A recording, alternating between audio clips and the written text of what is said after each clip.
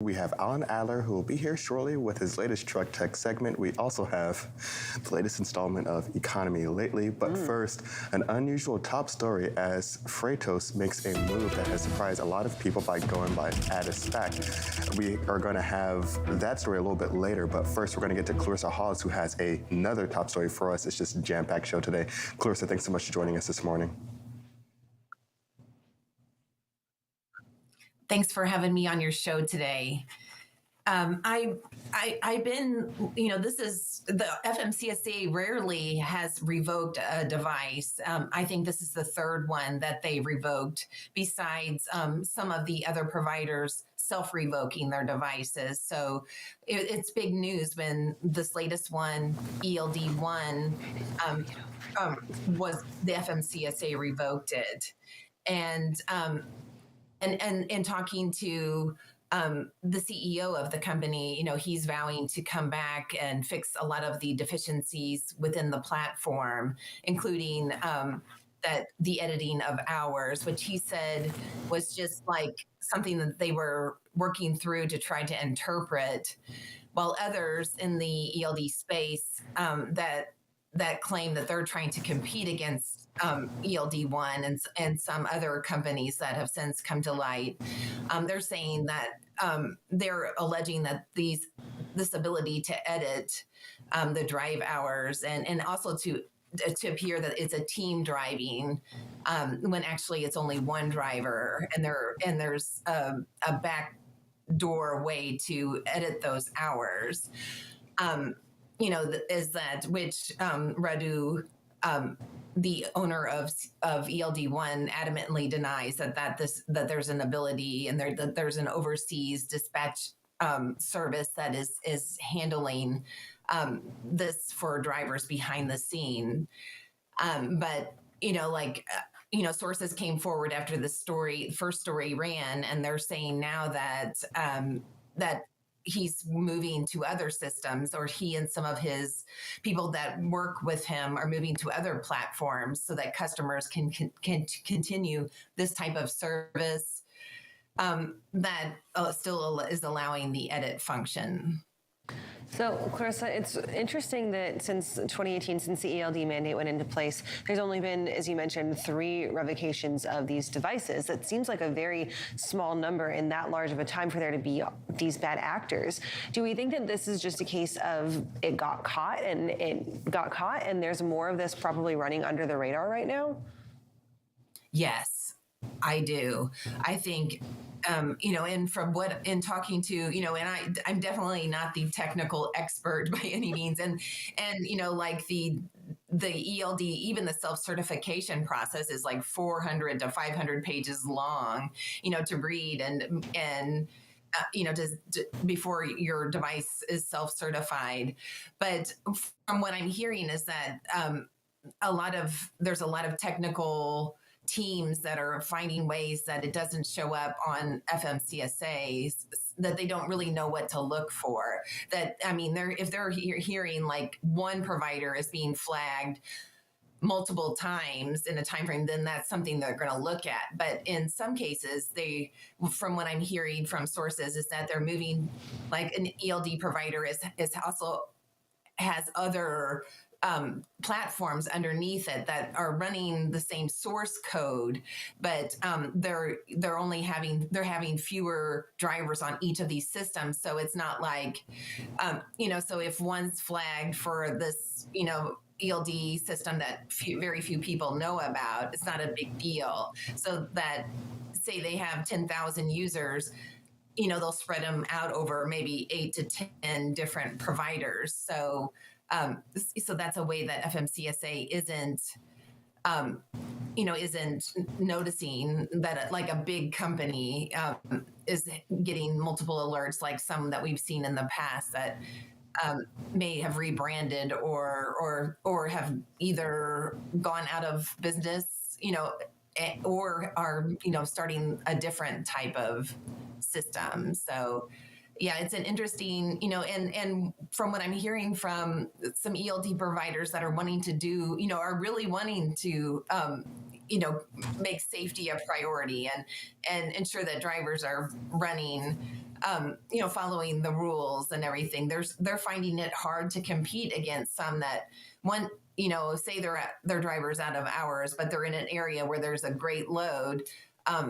That some say there's a system in a way that those hours they can go back in time and delete those hours without it being noticed if they are in inspection, if a CVSA or a DOT inspector reviews the documents. So, which, ELD ONE says that's absolutely not the case with their device, that every edit was available. The edit history was available, for review, where some are saying that that's not the case with some devices, that it's like that history was never there. And so, it's a big problem. So, Clarissa, editing of time cards like this and of time availability is something that I can't help but wonder if this is a problem because of the fact that drivers receive pay by the mile instead of pay by the hour, right? And I know there's a lot of conversation around adding on some hourly overtime and taking things more to like kind of a hybrid model between mileage and hourly pay. But then obviously if you're getting paid by the hour, then if you doctor your hours, then it's a lot more obvious. Do you think that that's something that possibly is kind of this loophole, so that drivers are more likely to edit their time simply because it's not necessarily visually affecting their pay? Well, with the hourly model, it's more, I think it would work more for regional and local, type situations where nobody can really figure out, there's been attempts, to pay by the hour, and absolutely drivers should be paid for every hour that they work. But they just haven't found a way to make, some prefer to be paid by the mile and others by the hour. So I don't know, I haven't really thought about how that would work. But it just, when this was rolled out, it brings into question the self-certification process that FMCSA, rolled out instead of like a third-party system that Canada is using, which has taken quite a bit longer time for those ELD devices to be certified by these third-party testers. And Clarissa, with this story, do you believe that there may be other instances of this happening, or do you think this might just be a potential one-off case for the moment? Since this story ran, I have received numerous, instances, and where people are saying, hey, are you checking into this one? Are you looking into this other one? And I'm finding that, that there are more, and that's why I've been working on a report all week, and then I've continued to get more information that I need to verify, and I need to, reach out for comment. And so this process has taken a little bit unexpected turn, where more legitimate companies are coming forward saying, hey, we lost, 8,000 trucks in over a month period to this provider because we couldn't, compete, because we run legitimate logs, and they want to kind of skirt the hours of service. So obviously, it takes the companies themselves coming forward and reporting this to you like a journalist standpoint. But from an actual legality standpoint, what does the reporting process look like if these companies wanted to take it to FMCSA? Is there a standard organized way for them to report, or is it just kind of the story breaks and then it comes out and then you see it happen? And I think in some cases, the FMCSA has been reactive in a lot of these situations, but there have been some, like with the latest one, there has been communication with FMCSA, and where a lot of things they couldn't divulge when they were investigating, they're like, just be patient, stay tuned. But then they really won't come out with an official statement on, about it. So in some cases, I think they are working behind the scenes, to kind of, get these bad actors out of the industry, but it's still, there's still a long way to go. Awesome role. Clarissa, thanks so much for joining us this morning, and we'll be sure to follow up with you, especially as seems like more of these cases start to pop up, and we'll follow up with you on those. Okay. All right, we're going to toss things over to the wall. You've got our first carrier update of the morning.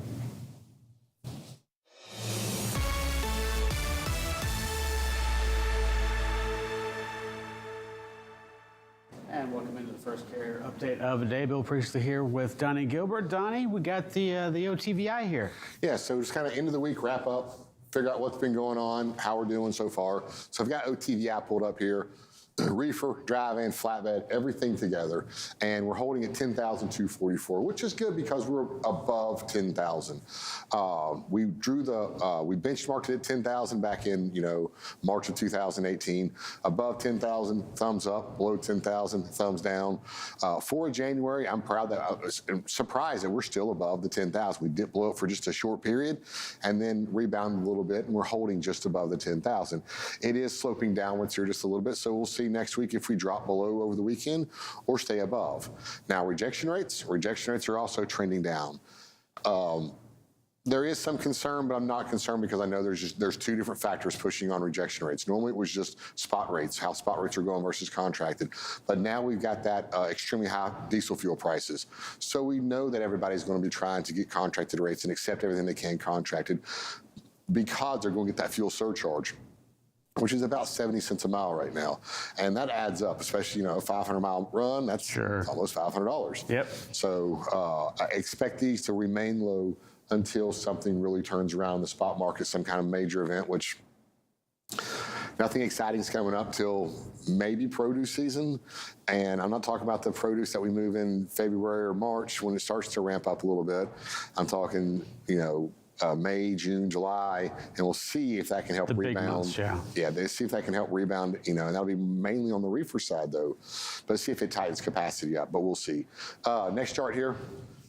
Breaking this down by drive-in and reefer, we see again, drive-in trending down to 72.84, and again trending down on the rejection rates, down to 3.50, one of the lowest that we've seen it since we actually shut the economy down back as COVID first began. Next chart here, looking at reefer here. Reefer is also trending down slightly on volumes, peaked up in the middle of January, and they got a little bit of a steeper decline going on here with rejection rates in reefer, and we're down to 5.14%. And so reefer normally is a little bit higher, but it's getting down to some record lows. And it looks like a little bit more volatile too. It's more niche. It can be more volatile. You are correct on that. But back in those rough years, 2019, we never really saw reefer get below 9%. It got down close to 9.8 or 9.2%. It dropped down to. It never got below 9%. And here we're already pushed down almost below 5%. Again, fuel prices could be affecting this as well, but these are record lows for reefers. All right, Donnie, thanks so much. That's our first carrier update of the day. Let's go back over to Kaylee Nix with our first check of headlines. Thanks, Bill. Here's a first look at your top stories this morning on FreightWaves.com. Hub Group reported its fourth quarter earnings yesterday and saw year-over-year increases in logistics, truck brokerage, and intermodal segments during the quarter. That helped boost the company's revenue to $1.29 billion on the quarter, falling short of the consensus estimate of $1.4 billion. Earnings per share beat expectations, however, coming in at $2.42. CEO David Yeager said that the company was able to grow all service lines while growing revenue and profitability, hitting the $1 billion revenue mark for logistics and brokerage for the first time ever. Amazon posted its fourth quarter earnings late yesterday with diluted earnings per share of 3 cents per share, well below analyst estimates of 17 cents, and a massive drop from the $1.39 price in Q4 of 2021. Sales rose 9% to $149.2 billion, but the company also saw an overall drop in operating income down to $2.7 billion. Shipping costs took a big chunk of Amazon's expenses in the quarter. Those hit $24.7 billion, a 4% jump year over year. And Jones Logistics has announced it acquired Tennessee-based Nationwide Express. Nationwide is a dedicated carrier specializing in dry vans and hazardous materials throughout the Southeast.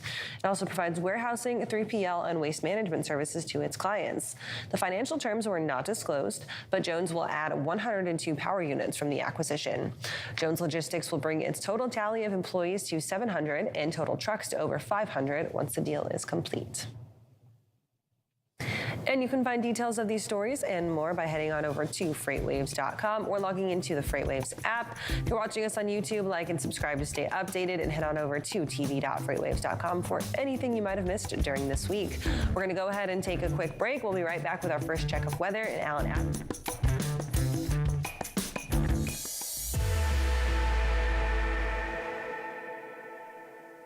The 2023 Freight Tech 25 list is filled with meaningful innovators from across the industry who are helping shape what the future of supply chain will look like. Check out the full list of these companies and all the latest Freight Tech news at FreightWaves.com.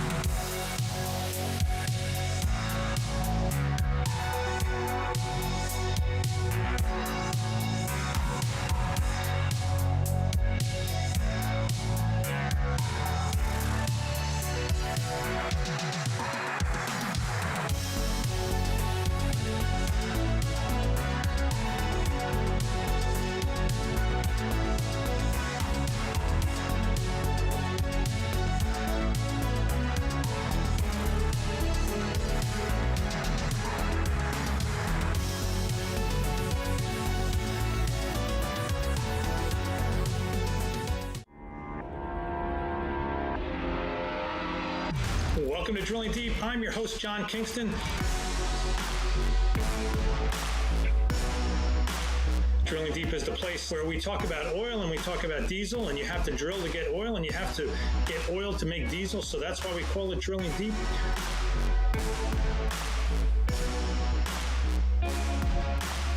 Drilling Deep drops every Friday on FreightWaves TV and all available podcast platforms. Welcome back to FreightWaves Now. It's time for our first check of the weather this morning. We finally have good news, is that winter storm, which seemed like it would never end, has very quickly moved out to the east, and we are now getting some sunshine, maybe even a couple warmer temperatures moving into Texas, getting them to thaw out a little bit after several days of winter weather, ice accumulation, all of the above. Some places had up to an inch to an inch and a half of total ice accumulation. We saw downed trees, we saw power outages, power line damage, even some building damages all the way from San Antonio north into Austin and then up into the Dallas-Fort Worth area. We'll talk about the radar coming up in just a second, but let's check out this TikTok that I found yesterday. This shows you just how much a solid sheet of ice some of these places were. So that's what the driveway looks like, right? That's a quarter. That is a 25-cent quarter that shows you how thick that sheet of ice is, that coat's there. And then there's some more, of course, you got the dog playing in the ice. Love that. But so finally getting Texas to thaw out just a little bit, the sun coming back up, all the precipitation has moved out well to the east. Good news there. So hopefully they get a little bit of time for recovery. Temperatures are going to take a recovery here today as well. We can see that it looks like there's some lingering precipitation. That's just radar clutter right there.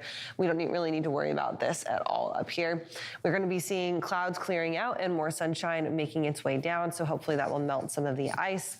And overall, just get some clearing going on in the state. Temperatures by the time that the weekend's over will get up into the mid to upper 50s in some spots, so definitely going to help that thaw process there. It'll be a while before Texas sees their next glancing blow of winter weather, so they will have to worry about that for just a little bit. We'll continue to talk about the weather coming up later on in the show. Right now, we're going to toss things over to Isaiah Buchanan. He's got our first check of what's trending on social media.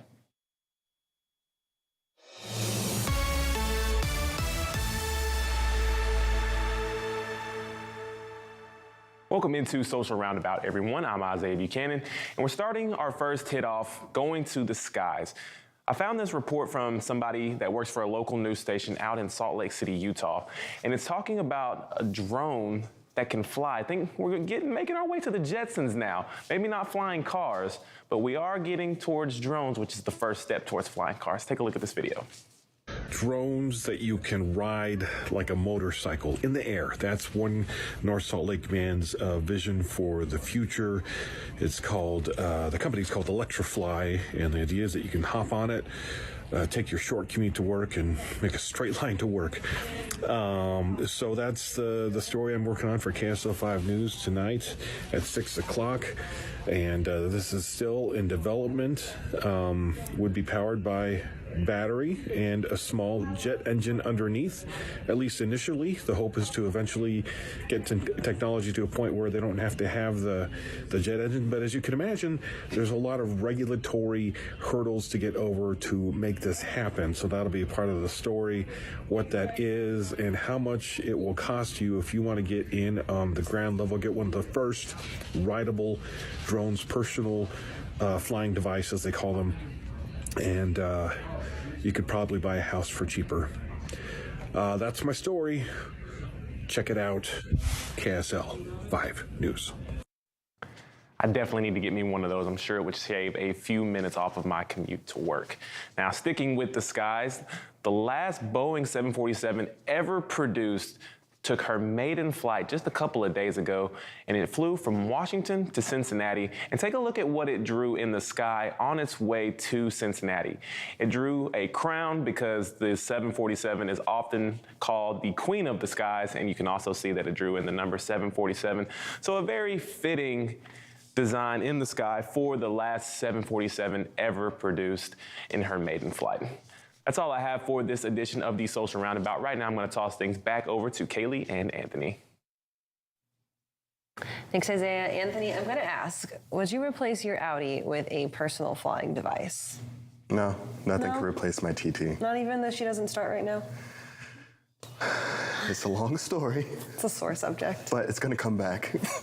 All right, Isaiah, thanks for that. We'll talk to you a little bit later. Right now, we're going to welcome in Alan Adler. He is back home from his travels in Manifest. Alan, I see that you survived the Vegas Strip. Did you have a good time at Manifest?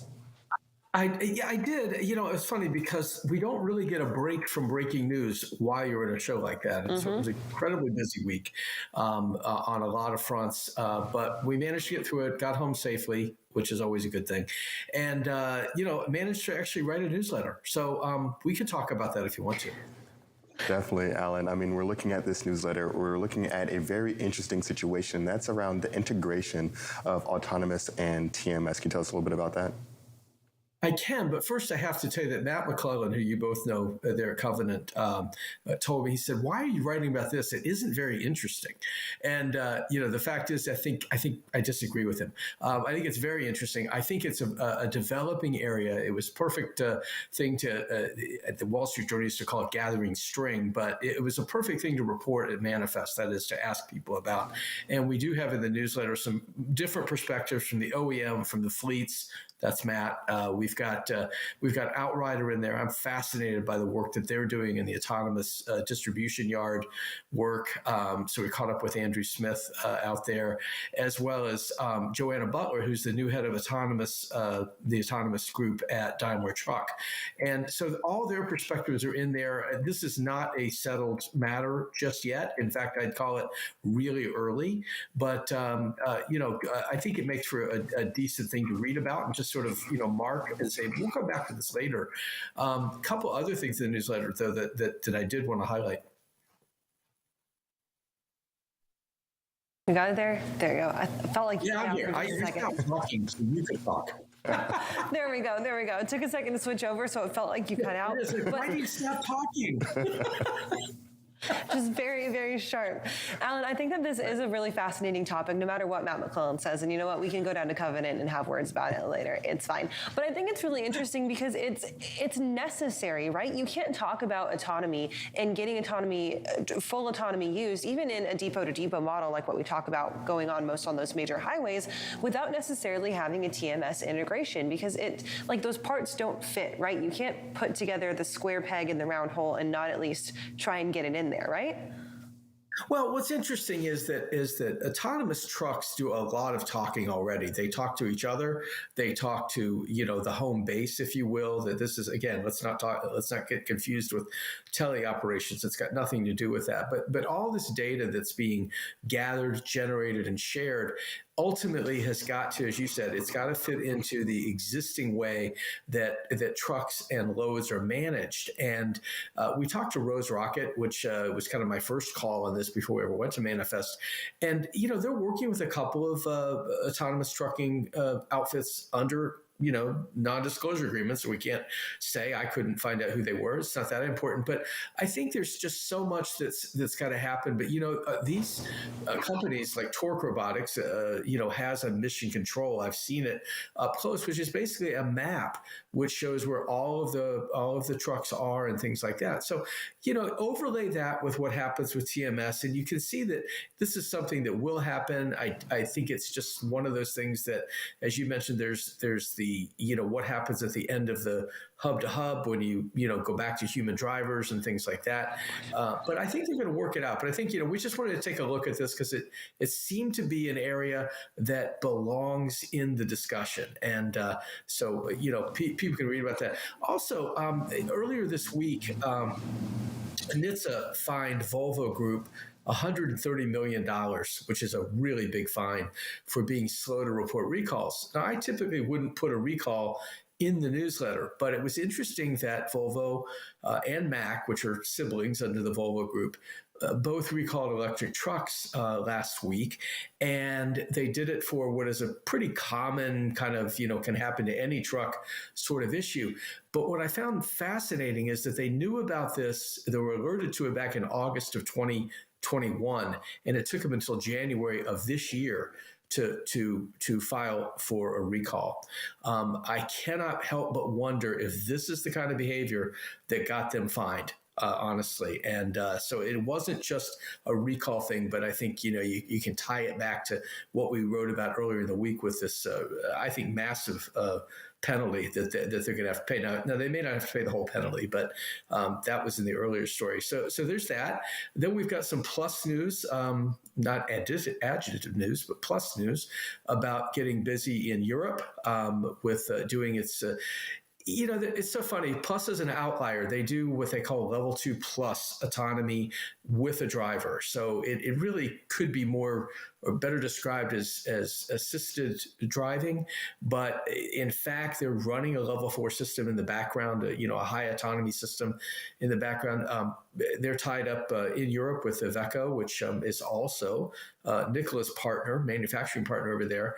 I remember asking Nicola whether, we could just sort of see all of this come together, since they have a similar partner in Iveco, and didn't really get an answer. So let's stay tuned on that. But I think that that was worth noting, and Sean Kerrigan, who's a regular here on FreightWaves, answered a few questions for us. So we've got a short Q&A with him, and then finally, what else did I write about? There's something else in there today. You'll have to read it and find out.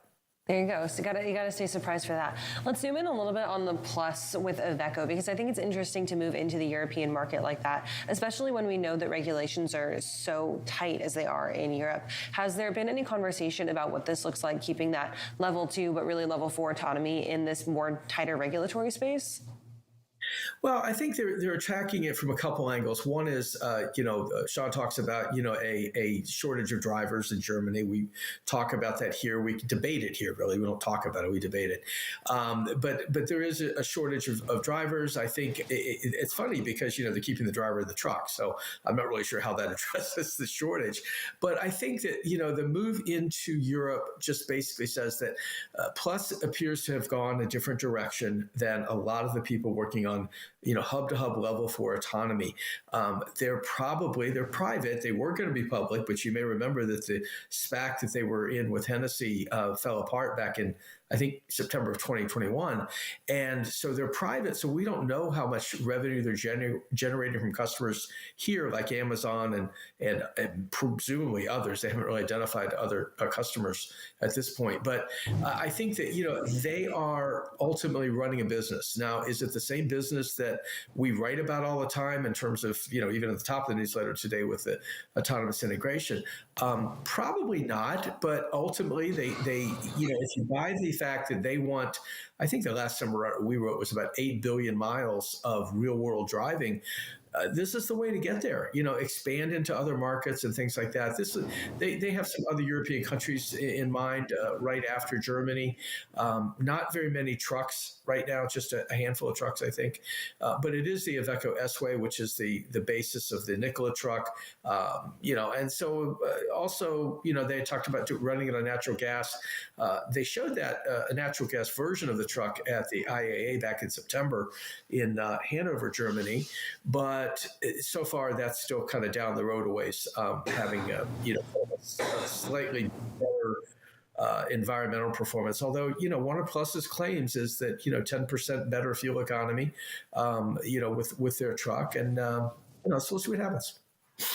Awesome, Alan. Well, you already had the podcast come out, newsletters coming out this morning. If people want to get added to that, how can they do that? And what else would you be working on? I know there's also a story around solo ATV that people are going to have to read into here on this edition. That's it. That was what I forgot. Yeah. And they may get after me for being a wee bit snarky, but they clearly have dialed down their ambitions. And it was interesting because they changed the name of the company to Terraline. But yeah, it's interesting because Graham Dorley, their CEO, was kind of poking the OEMs last year, saying you really can't make an autonomous truck without a clean sheet of paper and all this stuff. Well, you know what? They're not even making an autonomous truck right now. So at this point, I think they might be one of these companies caught in the grips of a very stingy venture capital environment. In other words, their Series A that they expected to do last June, we never heard that it got closed. PitchBook doesn't have anything on it, and I probably need to reach out to Terraline today to find out what the status that is. But so far, they've only raised about $7 million, and that will not take you very far in this very, very capital-intensive space. So how do you get to the newsletter? You go to, https://FreightWaves.com/again truck-tech. That's the newsletter. You can also catch the latest episode of, actually all 4 episodes now of Truck Tech. There it is. Look at that on podcast. And I think you can go to FreightWaves TV and watch it there as well.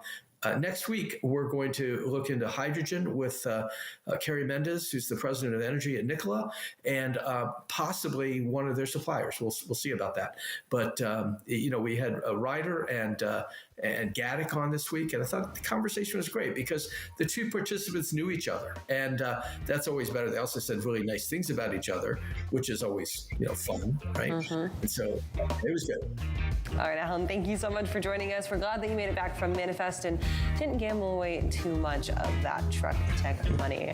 We're going to go ahead and take a quick break, and we'll be right back after this.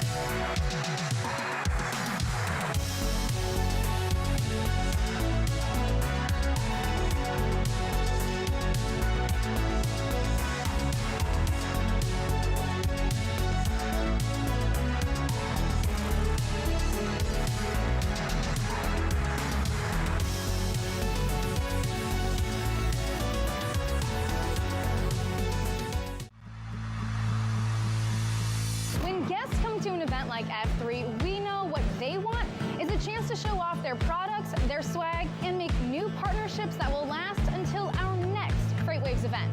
But the problem is there are so many industry events, it can be so hard to find the right one to invest your time and energy in. We at FreightWaves take your investment seriously. Which is why we brought together thousands of industry professionals in one city over 3 days to showcase all you have to offer. Because your successful connections at an event like F3 move all of us forward. Don't believe us? Join us in June.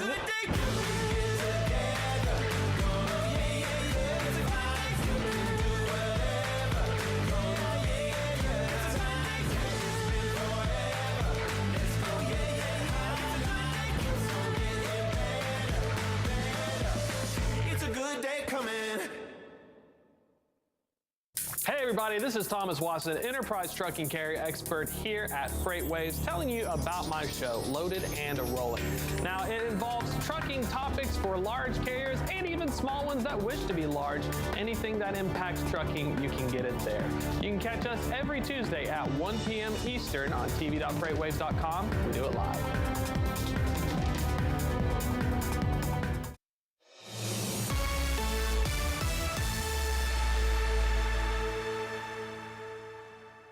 Back now with our second carrier update. Bill Priestley here with Donnie Gilbert. And you got a map here, Donnie. Yep, so we looked at what was going on in drive in on a chart.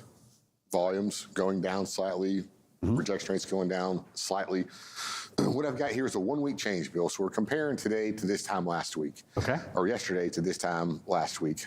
And so the 1 week change for drive in rejection rates on top of volumes. Now, it's important to always look at this map, Bill, for one simple reason. We look at rejection rates and we see them going down.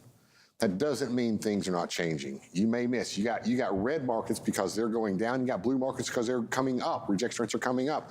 And they may balance out. Or the overall mesh might be still trending downward. But you have some markets that are pushing up with rejection rates. And that's what you really need to know. And that's what this map tells you. So we look around, we see a lot here in the Southeast where rejection rates are increasing. Most of these don't have a lot of volumes, but we do have markets over here, probably Charlotte market, Atlanta market staying neutral. Chicago staying neutral, but Indianapolis and Columbus, Ohio, they're coming up slightly. Memphis up a little bit. And of course, a lot of these markets you see here were affected by those storms that were coming through. That's why rates are pushing up. We go to the next chart here. Dallas, Texas. We know Dallas is frozen solid. Well, what do we see the reaction? Kind of the same that we saw a couple of years ago when that big snowstorm hit and froze. Well, 70% of the U.S. was covered in snow. We see volumes going down. They can't tender freight right now out of Dallas because everything's frozen solid. Yep. So they might as well hang on because you got to reset the deliveries, reset the pickups. No point in actually sending those tenders out because nobody really wants to accept the loads without knowing when it's going to deliver. Rejection rates, well, since what is coming out, it's frozen solid, you see rejection rates going up here. And they kind of peaked here and came down a little bit, but we'll continue to watch this. It wasn't much of an increase. It got to a little bit over 3.5%, but it is from about less than 2%. So it is almost a full percentage point for a large market in just a few days. So that is actually a big move. But this is what happens this is how we see weather affect these markets. Next chart here we'll look at the reefer. Again, reefer, we see Indianapolis, it's picking up. We got some markets out in Nebraska, South Dakota, Minnesota, picking up. Southeast, we see markets that are increasing. This could simply be because the colder weather, you may have some more protect from freeze type freight that needs to be ran on a reefer, not necessarily to turn either the heater on or the cooler on, but just those thicker walls of insulation might keep those reefers from getting below freezing and keep those products safe. Again, always good to look at these maps here, see what's changing, adjust, learn where to accept the better loads in to keep your trucks rolling. Always be ready to change on a dime if you have to. Thank you very much for our next carrier update. Let's kick it back over to Kaylee and Anthony. All right, guys, thank you for that. We'll catch up with you more in the second hour. Right now, we've got John Kingston, our editor-at-large, on the phone to talk the latest employment numbers with us. John, numbers just released about half an hour ago. Tell us what you see in the first glance this morning. Well, they're really amazing numbers. And let's give a little background first. when the report comes out in early February, not only does it have January numbers for the first time, but it also has has revisions to the underlying model prior year. So what you want to look at is not just like what did it do January to December, but you want to look at what it had. Let's say, if you went into the spreadsheet yesterday and you looked at all those numbers through 2022 each month, okay, and then you looked at it today after the release, what was the difference? And the difference is incredible. It really is. And what it shows is that we had a lot more people working in truck transportation last year than we originally reported. Just comparing what we had originally for January compared to what it is now, let's say January of last year, we had 11,700 more jobs in January of last year than we thought. And then you go right down every month of the year, with the exception of May, which had a small drop. And we've got significantly higher numbers every month. Even at the end of the year, when everybody was talking about the slowdown and things were slower, and those numbers we added in October. Again, the revised numbers compared to the original numbers: 6,600 in October, 6,100 in November, and 9,100 in December.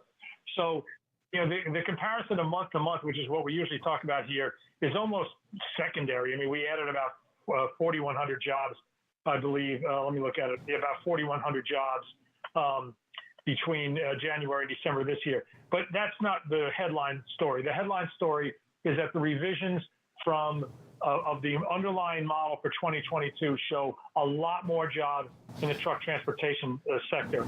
I don't have in front of me the warehouse numbers. The warehouse numbers, though, were even more incredible. I mean, I'll give you an example.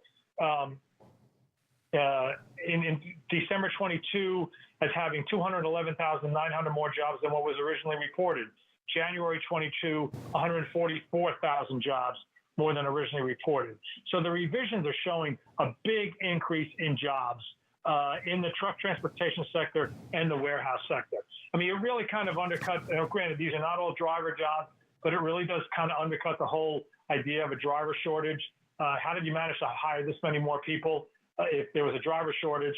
And same thing in the warehouses. I know they're struggling to find workers. Nobody said it was easy, but clearly they're getting the job done. Yeah, John, this was a huge week in terms of employment numbers, not just the unemployment rate getting updated to a 54-year low this morning. We also saw that initial jobless claims hit another low over the last few months here at under or around right over 180,000. We saw that ADP employment report showed a slight easing, but that was an outlier because we did see job openings tick up to over 11 million. So definitely seeming like there is a lot of strength in the jobs market right now. Do you anticipate that there's going to be a significant amount of momentum in the labor force carrying over into the new year, or do you potentially see some type of easing in a sense going in the next few months here? Well, I've got to go with what you're hearing on the earnings reports now. Certainly, I think everybody thinks the first quarter is going to be relatively weak in truck transportation, but nobody's really predicting a disaster.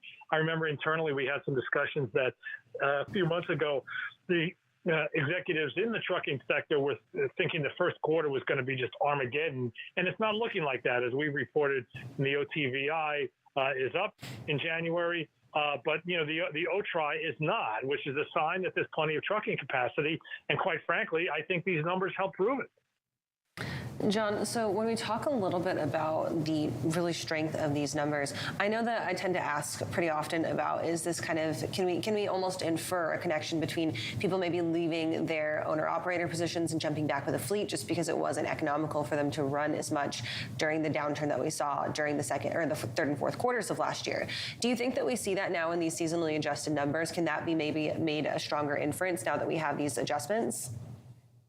Well, I think so, but where that kind of runs into a problem is that some of these numbers were revised upward significantly for the first half of the year, and that's when the rates are still good. So if you were out on your own as an independent owner operator, you really would not have had that incentive to go to a fleet. Certainly, yeah, Kaylee, we've talked about that toward the end of the year. That there's a lot of anecdotal evidence of that. People in the industry said it was happening, but that doesn't explain the big job growth in the first part of the year. And John, I think you made a great point with especially the amount of capacity that's around in the industry. Excuse me. When we're looking at the overall market right now, do you think that there's going to be more of a shift in power for the carriers to shippers that we didn't see in 2022? More to the carriers. More power. Let's see. I don't know. With this many people in the industry, that might be hard. I don't know how fast this capacity is going to retreat. You know, the signs are that some of the rates are maybe ticking up. We know the volumes are ticking up. Anthony, I've used, and Kaylee, I've used this expression before. Every time when we talk every month, this is the damnedest recession I've ever seen. And so, you know, I mean, right now, 2023 is looking like a pretty decent market. So I think the shippers might have a little more power.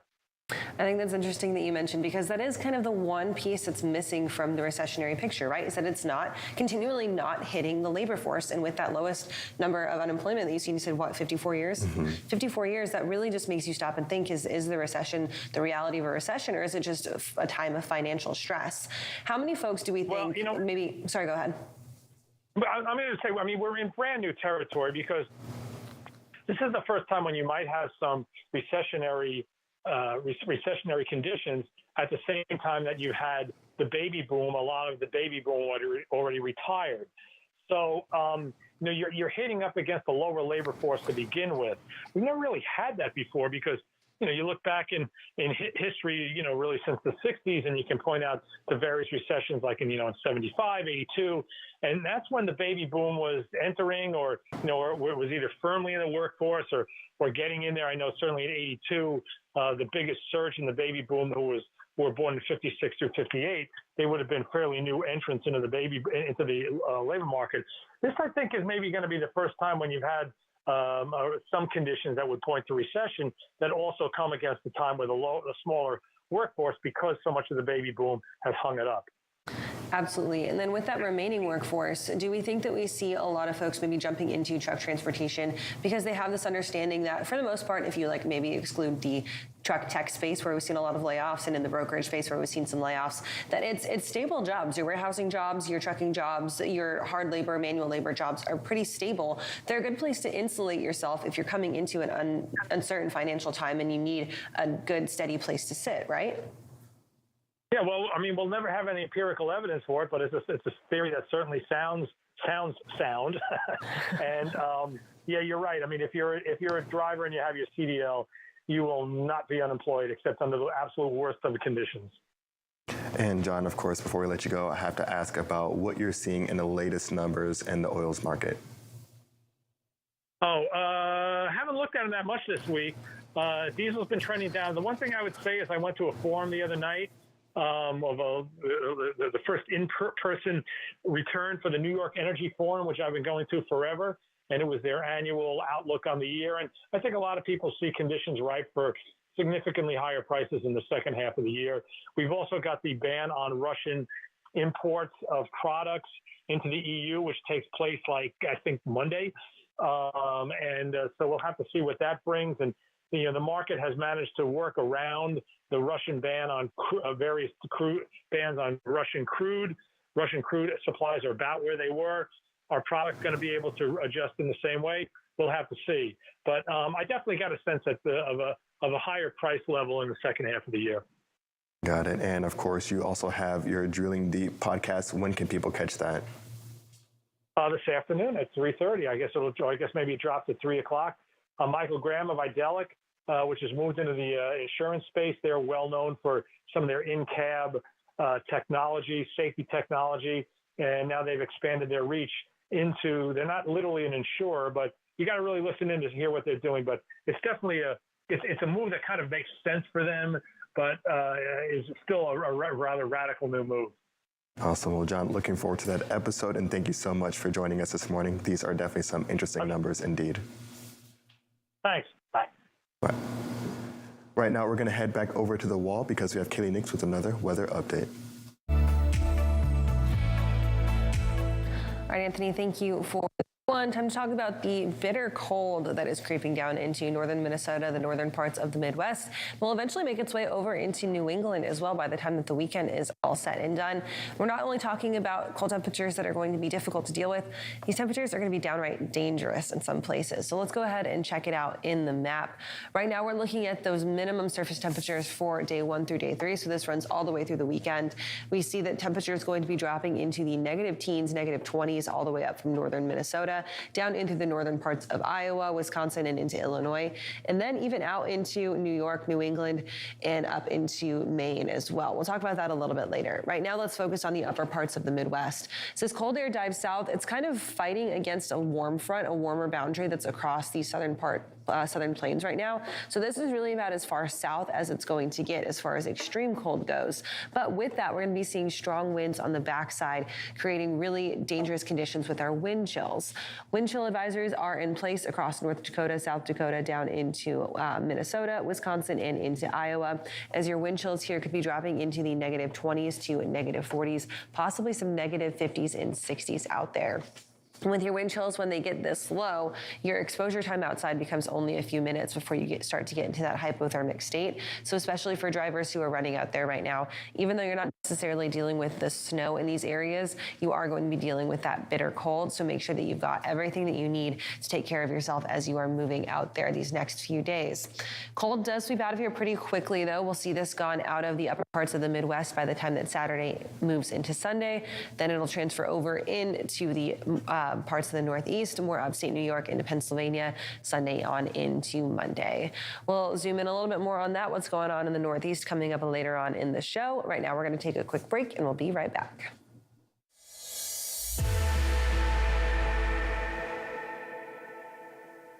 Welcome back to another edition of Check Call. Check Call. Check Call. Check Call. Let's go. Nobody works for free, so why should we be expecting our drivers to? Okay, let's just get it together now. What are some of those proactive steps that you can start taking now? For myself, I would like the Earth to still be here for a little bit longer, but you know, is a hot dog a sandwich?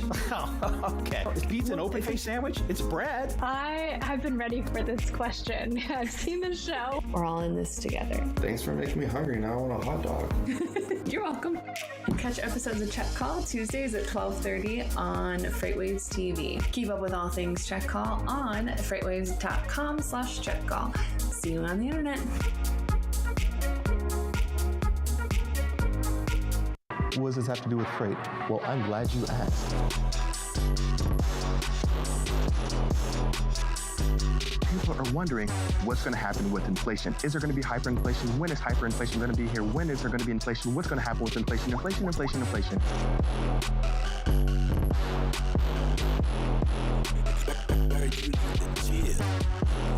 This is the sexiest topic within the economy right now.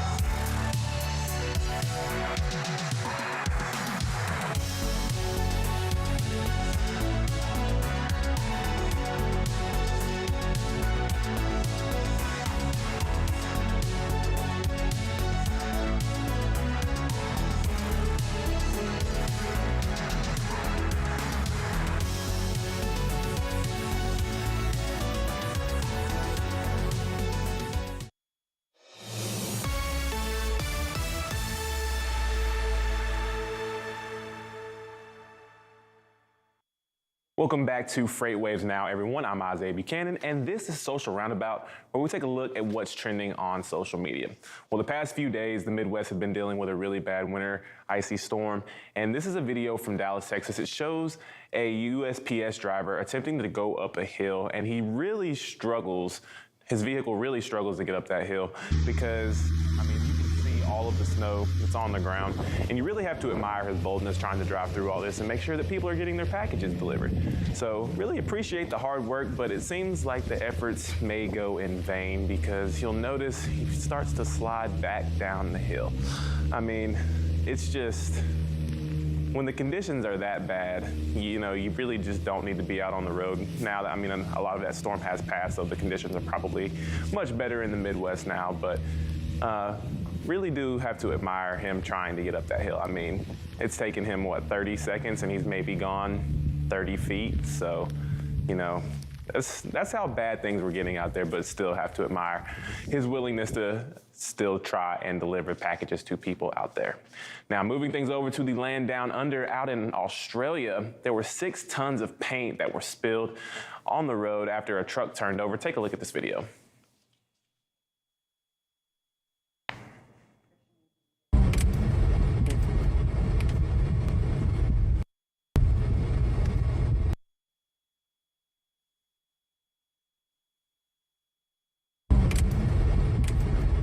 So that was out in Australia. That was 6 tons of paint. Crews actually had to make sort of a dam to prevent all of the paint from going off the road and into all the grass and everything else.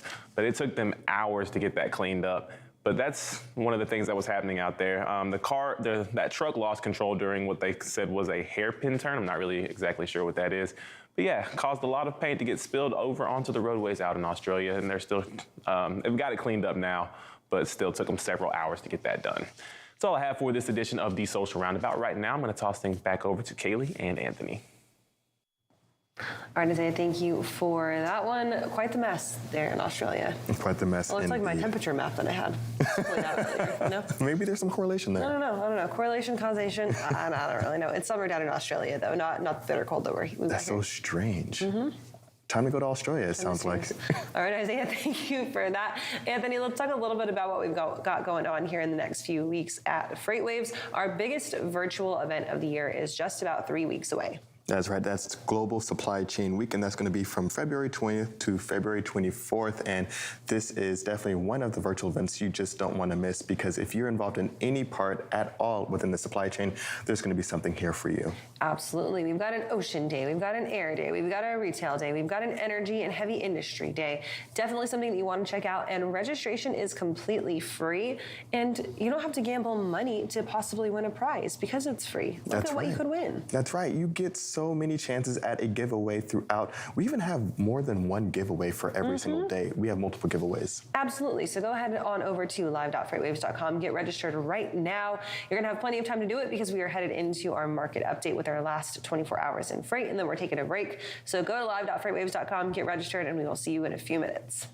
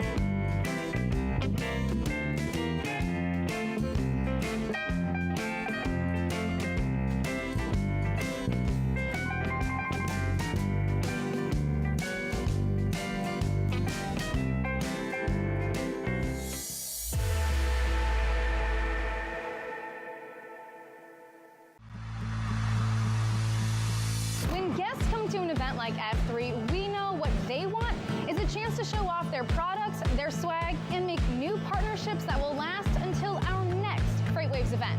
But the problem is there are so many industry events, it can be so hard to find the right one to invest your time and energy in.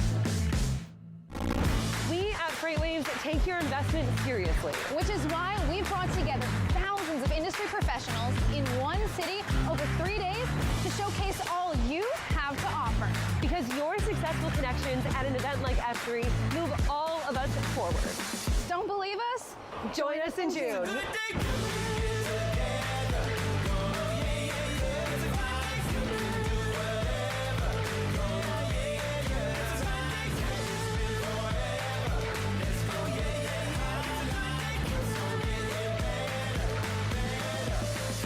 Good day coming.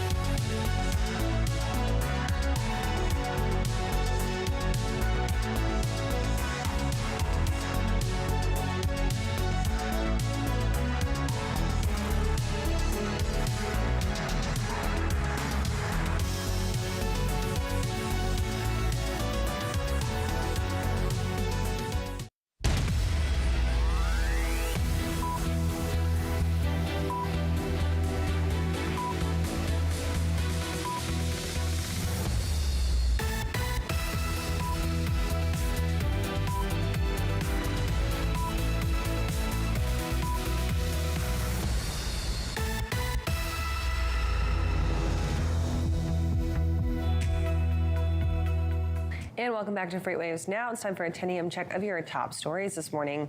Amazon posted its fourth quarter earnings late yesterday with diluted earnings of 3 cents per share, well below analyst estimates of 17 cents per share, and a massive drop from the $1.39 price in Q4 of 2021. Sales rose 9% to $149.2 billion, but the company also saw an overall drop in operating income down to $2.7 billion. Shipping costs took a big chunk of Amazon's expenses in the quarter, hitting $24.7 billion, a 4% jump year over year. Jones Logistics has announced it acquired Tennessee-based Nationwide Express.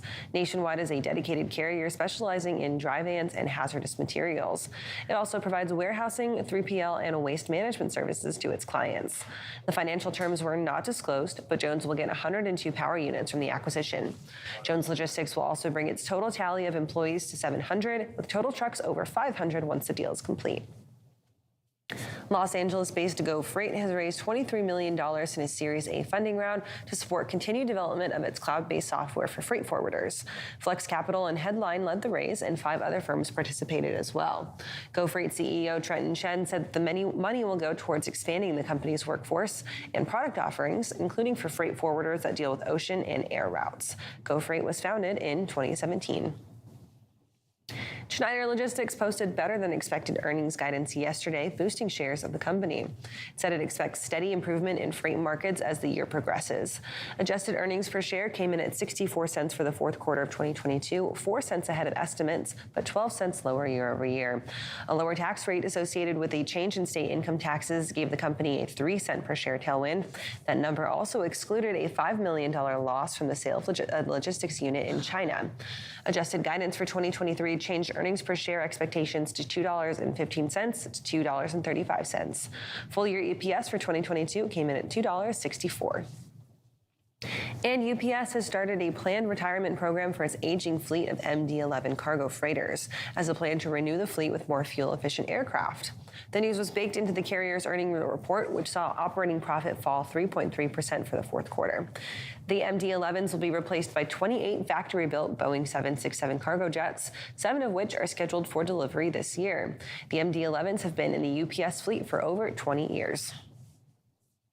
And you can find details of these stories and more on FreightWaves.com and our FreightWaves app. Give us a like and subscribe if you're watching us on YouTube, and a follow on the rest of our social media. And of course, head on over to tv.freightwaves.com for anything you might have missed from the week. We're going to toss things back over to the wall for our next carrier update.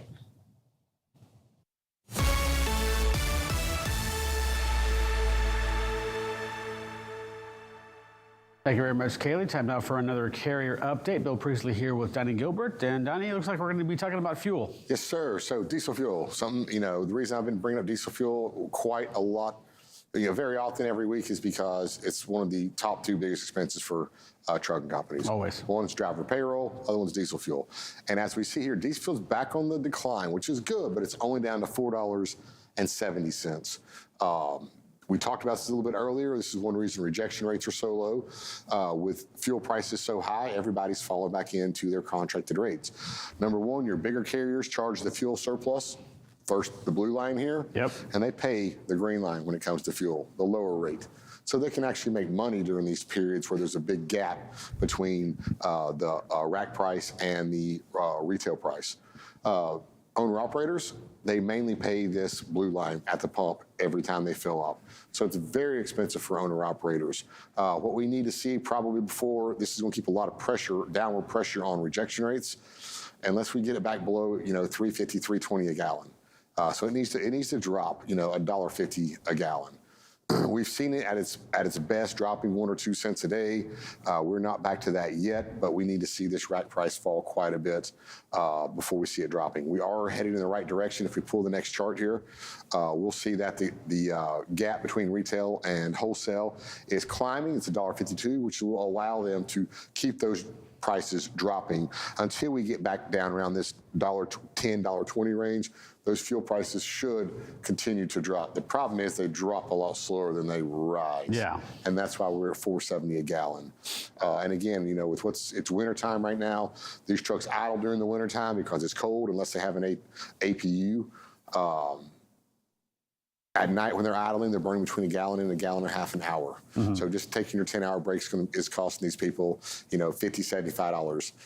And then, of course, while they're running, they're burning more fuel as well. So that's the impact. The fuel impact is massive right now when it's $4.70 a gallon. Absolutely. Look at one more chart forward here. Look at the NTI. Now, this is concerning because our NTI is still continuing to decline. From the beginning of January to the end of February, we saw about a 30-cent drop. Mm-hmm. Now, I was hoping to see some more reactions with these storms that I hit, close down I-40, close down I-20, put a burden on I-10, 75 north, 95 north, 24 technically west, but it kind of goes up there for a while. All those different freeways closed down. You'd figure to back freight up, and we haven't seen more of a response with spot rates. But carriers are controlling this, have such a grip on rates right now. Yeah. It's hard for these carriers to push. Shippers have such a grip on the rates right now. It's hard for these carriers to push these rates up, and we see it when this does not bounce back up like it did, even though it also was the end of the month. All right, Donnie Gilbert, thanks so much for that carrier update. We'll kick it back over to Kaylee and Anthony. All right, guys, thank you for that. Right now, we're going to welcome in our next live guest. We've got Shanna Greathouse joining us from Metafora to talk a little bit about M&A activity. Shanna, thank you so much for being here, and we're excited to dig into it. Hi, guys. Nice to see you again. Thanks for having me. Absolutely. So let's get a little bit into M&A space. I know we've had a lot of conversation around FreightWaves talking about, okay, does the slowing economy mean slower in M&A? But just in our headlines, we talked about carriers buying carriers, and we see that really a lot going on right now. What are you guys seeing for mergers and acquisitions right now as we start the year? Yeah, so in spite of the market, there's still a lot of optimism, especially toward the tail end of this year. So it's really not slowing it. People are coming up with creative ways to finance, beyond that, doing mergers, acquisitions, as well as a way to just deepen their hold in the market, gain more market share, get more purchasing power, more sway with bigger shippers. It's definitely not slowing down. And Shanna, can you talk about one of the surveys or reports that you guys partnered with Burns Logistics about this? Absolutely. So we've spoken about it before. One of the key takeaways from the one from Q4, the beginning of Q4 of last year was 49% of the carriers surveyed, which they were like mid-size, 120 trucks was the median size for the trucks. There were a couple bigger ones in there too. We're interested in making an acquisition in the next year. 15% were looking to sell. Now, we have seen some shifting for the smaller guys. They're definitely more interested in selling than during that time, just based on conversations we've had with carriers or our partners have had with their carrier network. But yeah, it's definitely top of mind as a strategic lever for these carriers. I think a lot of folks are starting to kind of feel like we're maybe not necessarily at a floor, but we're kind of smoothing out on the declines, right? We see that a lot in our indices that we're tracking here at FreightWaves, and we're kind of getting that sentiment as we go through Q4 earnings calls, as you've got carriers who are coming out like Schneider saying, you know what, we're going to expect a little bit of a recovery, if not just a stabilization throughout this next quarter. By the time that we hit the second half of 2023, do you have any expectations on what the M&A space might look like then? Are we going to see maybe a pickup as we get through this kind of rough patch and get back to maybe stable footing? Definitely. With the acceleration of things like the market in Q3, Q4, with, right now we still have the Fed raising interest rates, though slower than they were before. So whenever that stabilizes more, so you're going to see a lot more around the M&A space, especially Q3, Q4. And are there going to be any kind of particular activities that we should be watching for in particular? So we're looking at different types of mergers and acquisitions. Are they looking to just kind of raise capital? Or are there going to just be different variations of this? Definitely different variations. We are seeing capital raising on the smaller side. There are smaller fleets as well where they overpaid for equipment, used equipment in the market. Now the market and the rates, like we heard from Bill earlier, it's really a shipper's market right now. They're driving rates down. So that really crunches as far as when you have really high financing payments. So the capital raising is definitely going to be something that we're going to see more of, especially with those smaller players. There are creative ways. We actually go through in a webinar on 4 or 5 different ways that you can look at mergers, acquisitions. You can do ESOPs, and we go through it in more detail, but there are tons of different levers you can use. So if you're a company who's maybe a smaller company and you're thinking, okay, we came out of 2022, we're not great position, but we're like survivable, but maybe we'd be better off if we sold and if we prepared ourselves to get bought later on this year. What are some of those first steps that you take as a smaller company to make yourself attractive to maybe be bought? Oh, I love this question. There are so many things that play into the strategy of thinking about getting acquired. You have to think about who you're looking for as your target, what kind of exit strategy you have. For example, if you want to get acquired by a big company, investing in tech, probably as a smaller company, wouldn't be the best bang for your buck. There are tons of different levers to get your multiple or what you pay or what you get paid for as far as your enterprise value in relation to your EBITDA. And those are things that are variety. It can be your talent. It can be your leadership. It can be the niche that you're in. Maybe you've got a really unique niche like hazardous materials. I talked to a company in Kentucky that was talking about how they are the broker that will move anything that's difficult. So if it's a weird thing, they're going to move it. Well, that's an interesting niche that can add to a multiple. For example, if you're an asset-based company, having a brokerage arm increases your multiple as well. So maybe instead of investing in tech, spinning up a brokerage arm could be another way to get more bang for your buck in the long term. And can you also talk to how important it is to kind of have a dense, customer base, or if that's even going to be a factor at all?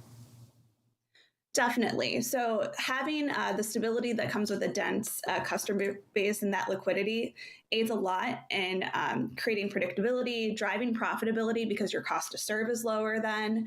And all of that ultimately goes into what companies are willing to pay for you. When you have those long-term contracts, for example, like our partners like Burns Logistics help facilitate, then you've got the stability, better forecasting, accuracy, and it's like a guarantee of revenue for that company that's then taking over.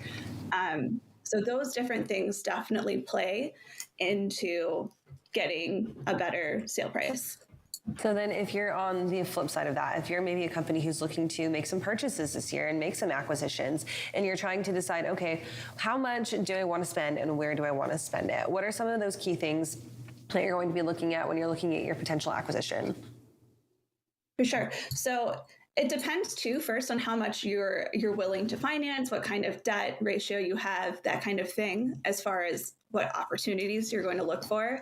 You can do a transformational one that's more like a merger, where you're going to be looking for, if it's a like-sized company, things like, do we complement each other? Are there, hate to use this consulting term, but are there synergies? Are there things that they're really good at that are blind spots for you? I apologize, my dog is freaking out in the background.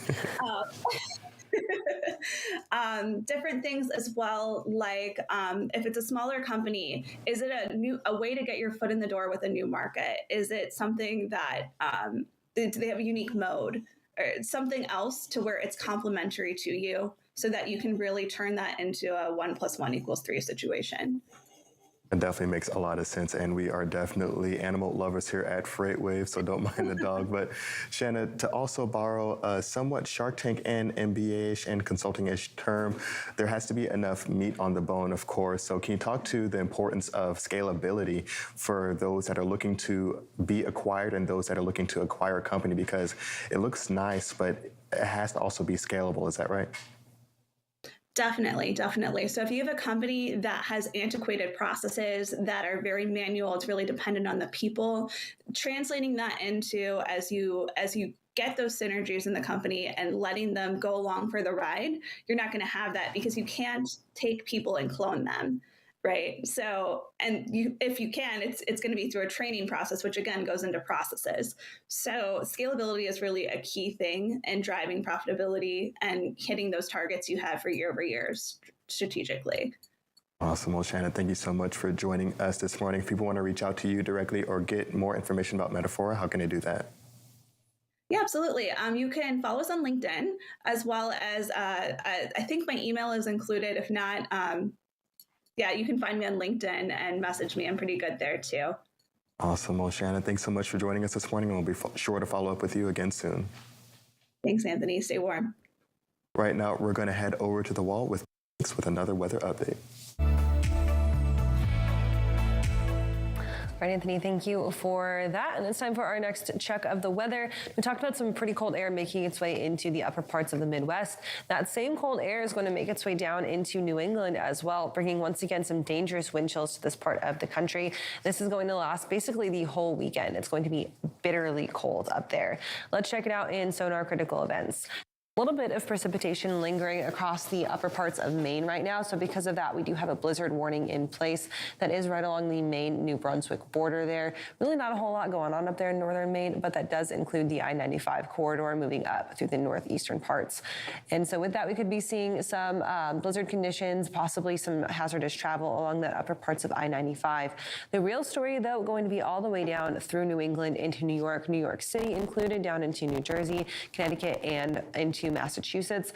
Wind chill warnings in place all the way down through there, as our air temperature is going to get into the -10 to -20 range. Wind chills here going to drop -40s into -50s as well. So this is that typical colder air that we're used to seeing up in the northern parts of the plains, moving down here into the more populated areas across New England.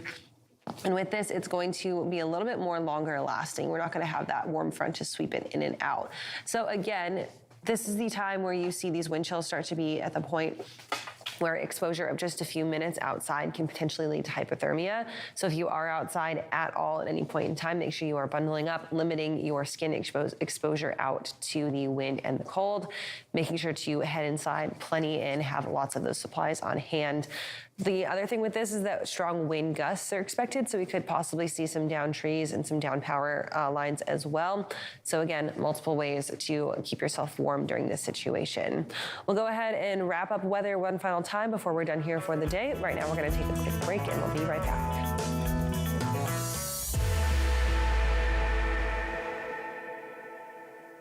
The 2023 Freight Tech 25 list is filled with meaningful innovators from across the industry who are helping shape what the future of supply chain will look like. Check out the full list of these companies and all the latest Freight Tech news at FreightWaves.com.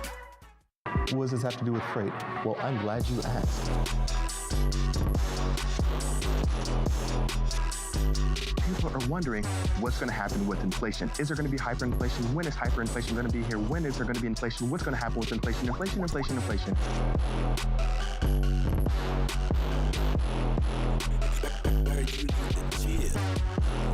This is the sexiest topic within the economy right now.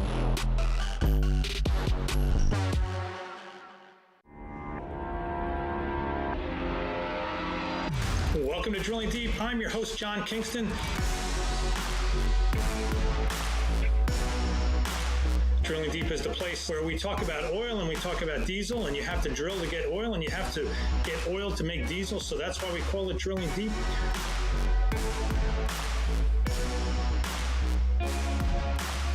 Drilling Deep drops every Friday on FreightWaves TV and all available podcast platforms. All right, welcome back to FreightWaves Now. It's time to check out a FreightWaves feature with none other than the queen of the oceans, Lauren Began. Let's check out how she fared on the hot seat.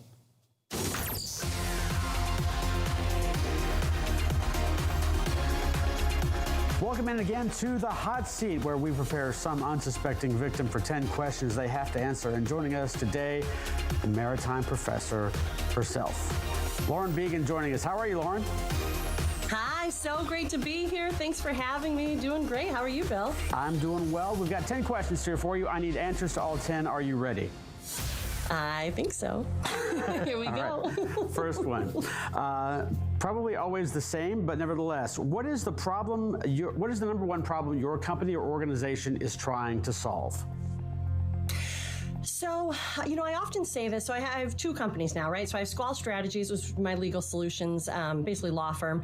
And then I created a second company called the Maritime Professor, because I was finding a lot of people didn't necessarily have legal questions or didn't need to retain me as a lawyer, but they wanted to know more about ocean shipping. And so that's what I try to solve, is really breaking down those silos between the two. We were finding, especially when congestion was hitting the ports were backing up, but then the truckers maybe didn't know, or the shippers didn't know how to get their stuff. They just didn't understand it. So that's what I want to break down those silos, That's a great initiative to take on. All right, number two, I'm going to throw a little bit of a hard one at you. You can take a second to think if you'd like. If you could add one person to a regulatory agency in the maritime industry, who may not be in the maritime industry now, who would you want to see enacting laws, writing legislation, and so forth? I think it's okay to say Dr. Sal Mercogliano. I would like to see Dr. Sal Mercogliano join one of the federal regulatory agencies. So I was down in DC for quite a bit. I love it down there. It's such a fun town. Certainly a fun town to be young in. Maybe one day I'll pursue that myself. I'd love to be an FMC commissioner one day. I'm putting it out there into the universe. Okay. But right now, Dr. Sal Mercogliano, 100%. Okay. I hope that's okay to say. That's fair. I'm sure he would run screaming, but we'll throw that one by him. Number three. We'll start a whole commission to get him to do it. Number three, you're driving along, you hit your gas station, you got to fill up. What is your food, drink, gas station combo on the go? Oh, good question. So up here in New England, it would have to be a Mary Lou's iced coffee. And I know Dooner's often put that out there. Do you do Dunkin' or do you do Mary Lou's? So I'm a Mary Lou's person. But I mean, if you're traveling, you're not really probably close to your house. And I'm a Midwesterner by breeding, I guess. I grew up in Michigan. So I would have to go with a Diet Wild Cherry Pepsi. And one of those little cheese trays. Okay. Because any good Midwesterner, so Traverse City, Michigan's where I'm from. We are the cherry capital of the world. 75% of the world's tart cherries come from the Traverse City area. Even though Washington State claims to be the cherry area, it's Michigan. So the wild cherry Pepsi, right? And then you can't go wrong with cheese. Gotcha. All right, number four. Obviously, the ILWU negotiations are 6 months past their deadline. Gut feeling, how's this going to end? All right. Number five, one person, living or dead, in the freight industry that you like to pick your brain at by having dinner with them, and you can't say Sal Mercogliano. Okay. Well, we chat anyway, so I'm good there. I think I would go with Malcolm McLean, kind of the father of the box.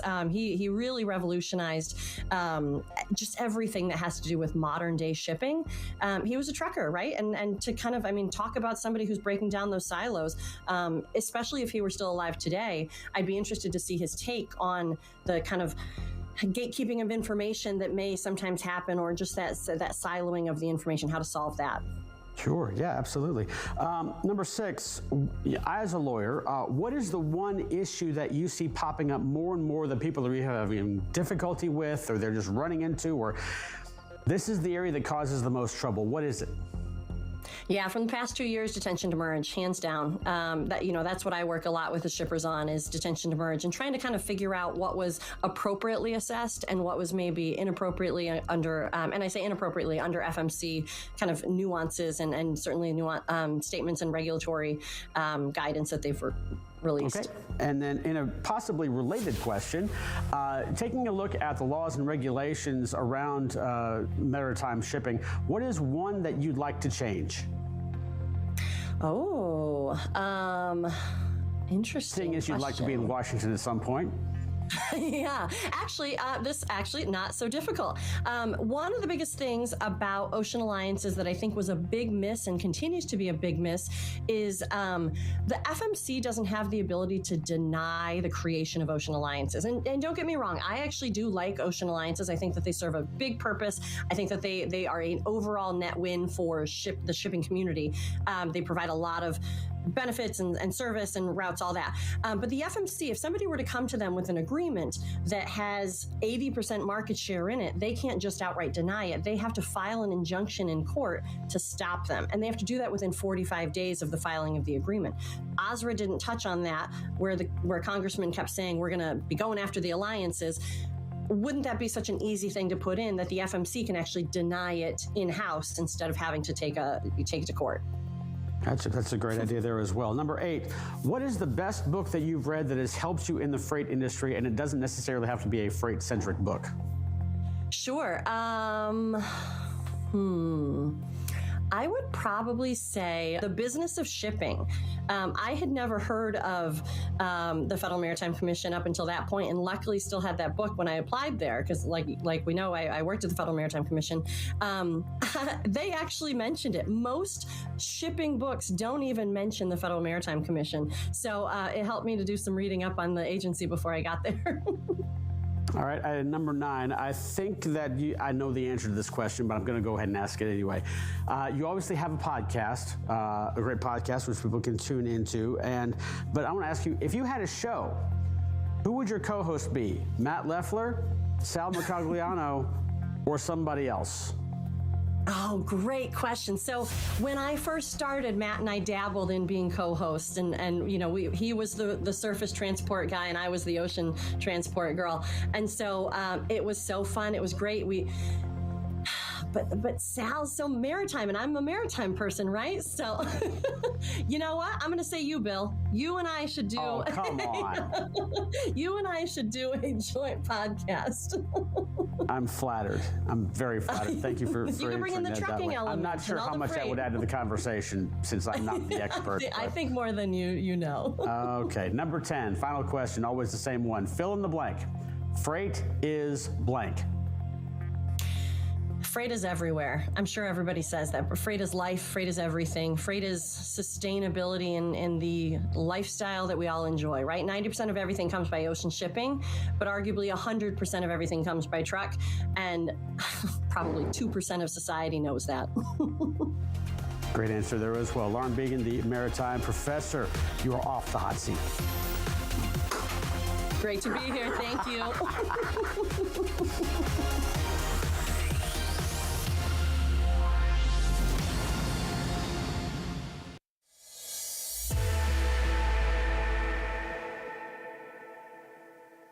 Hey everybody, this is Thomas Watson, enterprise trucking carrier expert here at FreightWaves, telling you about my show, Loaded and Rolling. Now, it involves trucking topics for large carriers and even small ones that wish to be large. Anything that impacts trucking, you can get it there. You can catch us every Tuesday at 1 p.m. Eastern on tv.freightwaves.com. We do it live.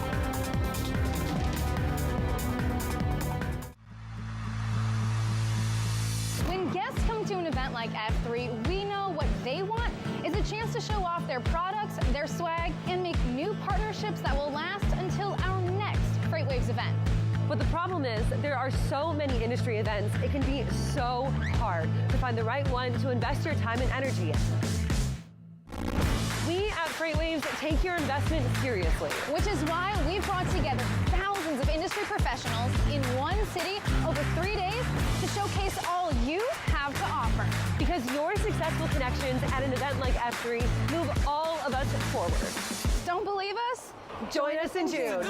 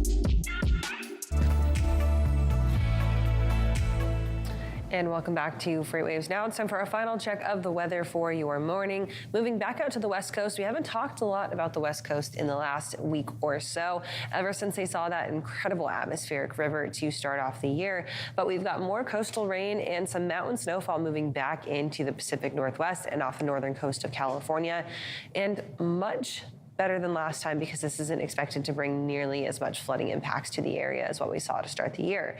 Let's check it out in Sonar Critical Events. What we are watching again is some onshore flow coming back into the northern parts of California, bringing once again some heavier rain through the Salinas Monterey area, up through San Francisco and into Sacramento. As soon as that moisture is hitting the mountains, it is going upslope, cooling off, and we've got some heavy snowfall coming to the Sierra Nevadas. So because of that, we do have winter storm watches in place, and that does include the I-80 corridor between Sacramento and Reno, Nevada. And we also have a winter storm watch in place for that edge right along the Lake Tahoe area. So with this, we're expecting total snowfall amounts to be pretty hefty here, about 8 to 10 inches in some spots. Rainfall to be pretty intense as well, total rainfall about 1 inch to 3 inches.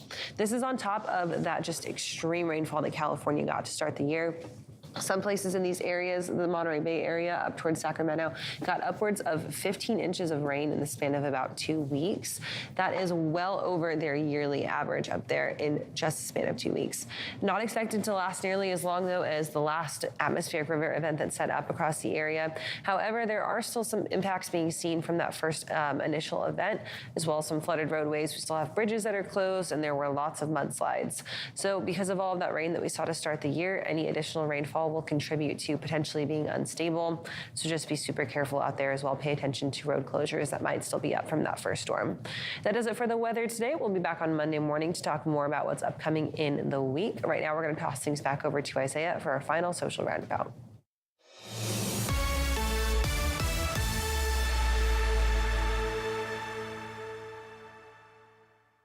Welcome back to Social Roundabout, everyone. I'm Isaiah Buchanan. And there was a truck, we talked about, or Kaylee earlier this week talked about the storms in the Midwest. And there's a video of a truck that's driving on the highway that ends up jackknifing and running into the median. Now this truck, the driver was arrested for driving too fast for conditions. Luckily, he was not hurt. The median also stopped him from going, or the wired median stopped him from going across the road to the other side of the interstate, which kept a lot of other people safe. So just take a look at this video real quick.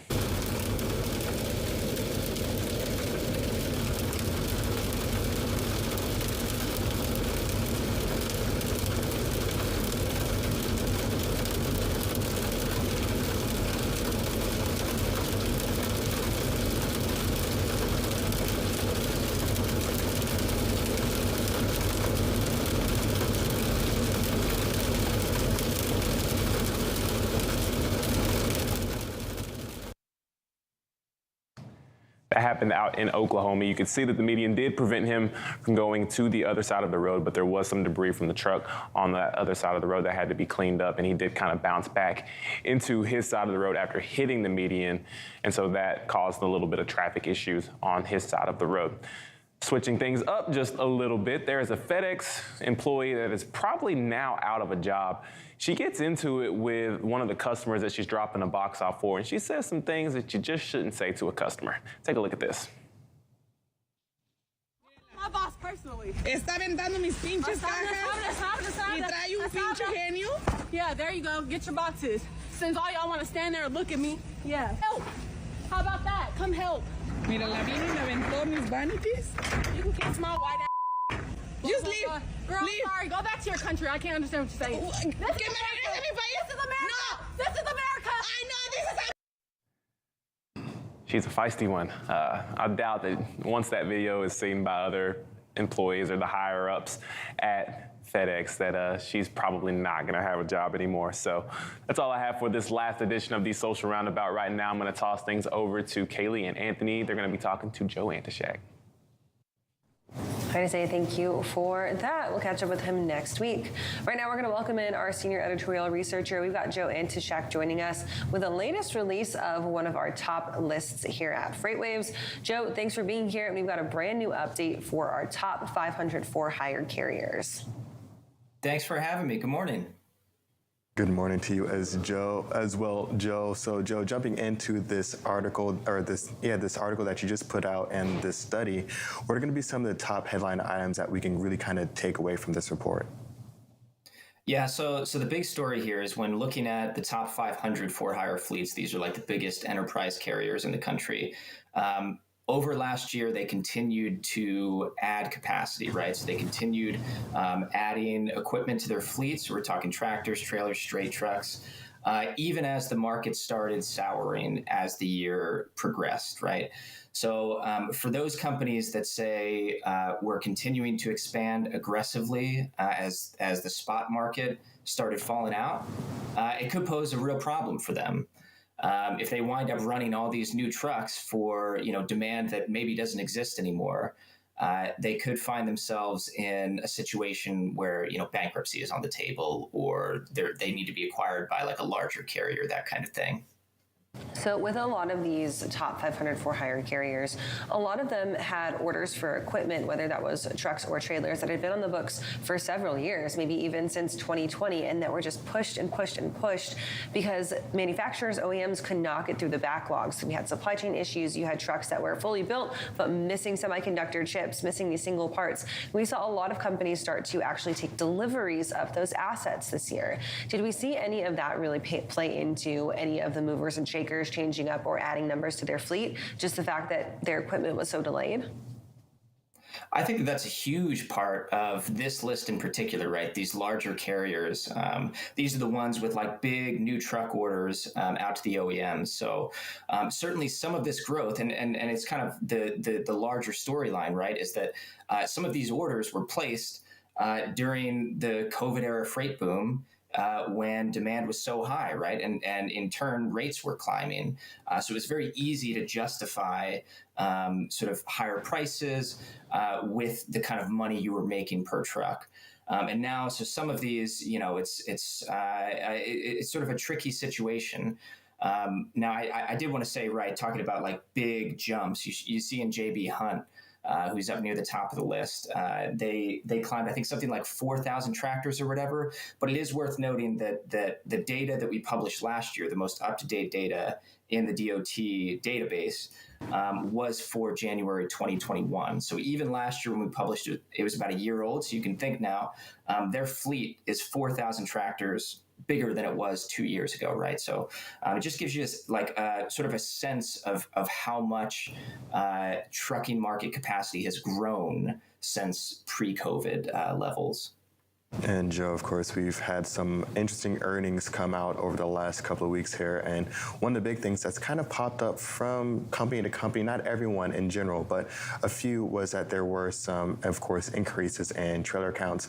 And then some of the talking points that there's expectations of some weakness in the first half, but a lot of folks are starting to expect that there's going to be some strength or recovery happening throughout the middle part of 2023 and into the latter half of the year. Do you think that there's some kind of, I wouldn't say hedging or gambling on that the latter half of the year is just going to be a very robust and active season? Yeah, definitely feels like a gamble. I mean, it's not an unreasonable gamble. It makes sense, and it's in line with what a lot of other people think, including a lot of us here at FreightWaves, right? But it's not a guarantee, and so if your strategy, if your like financial position depends on as you said, like a robust season in the second half of the year, and that doesn't materialize, we're going to see a lot of issues for carriers. And I think that even if the second half of the year is relatively robust, or at least start seeing like a material bounce back in the freight market, I still think that we're going to see a fair amount of bankruptcy and consolidation stories, kind of the sort of stuff that you see in every freight recession, right?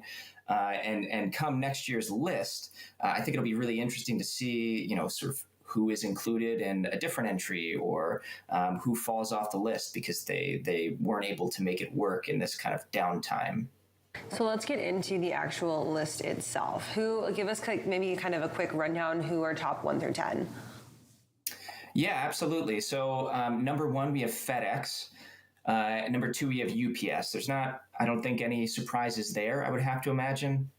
After that, we have JB Hunt, mentioned earlier. They're at number 3 now with the additions that they've had over the COVID era. At 4, we have Knight Swift, 5 Yellow, 6 Landstar, 7 Schneider, 8 ODFL, 9 Werner, and then 10 Estes Express lines. And Estes was not in the top 10 last year. They're actually the only one that was not in the top 10 that squeezed in this year. And the main reason for that is XPO spinning off its divisions. And so the assets that were previously covered under this kind of XPO parent company are now split into STG, Logistics, and RXO and GXO. So we've got a chart here that I can only imagine shows kind of the geographical distribution of where these for-hire carriers are at. Obviously, you take a look at that, and boom, smack, there is Memphis, Tennessee, and of course, Rogers, Arkansas, JB Hunt's headquarters. Talk to us a little bit about the other distribution. A lot of these are southeastern-based carriers. Yeah. So no surprise to anyone who kind of is involved in freight transportation that this area, this freight alley area, is kind of the hub for it. One slight addendum to this map that you have on the screen is that Yellow Corp, which has been headquartered in Kansas for quite a while now. I had an executive from the company reach out to me yesterday and asked to move their headquarters to Nashville.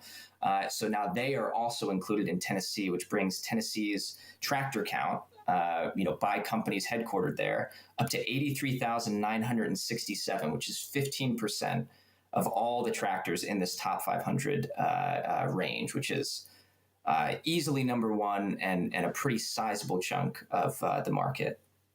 Definitely giving some credibility to that Freight Alley name that we love to use so much. And Joe, one of the other changes around this year's list is that now you can allow for sorting via power units. Is that right? Yeah, that's right. So we have a column on the table now. If you're interested to see how the rankings change in effect, when you bring like straight trucks and cargo vans into the mix, which, for some businesses, that is obviously a larger part of their model. You can do that. You can sort by that. And you can see sort of how it compares to the main ranking, which is based on tractors specifically. And so then obviously we know that this is very useful for our space to kind of look at how these carriers are growing. Talk to us a little bit about how the shippers and now our brokers can get use out of this list. Yeah, for sure. So I think for shippers, you can sort of get an idea into, if you're working with one of these larger carriers, you can get a sense of kind of where their head is at currently and where it is kind of approaching this freight recessionary period, right? So if you see that they're in expansion mode, it could indicate that they're in a very good position where they're able to add this capacity. They're trying to grow and gain market share.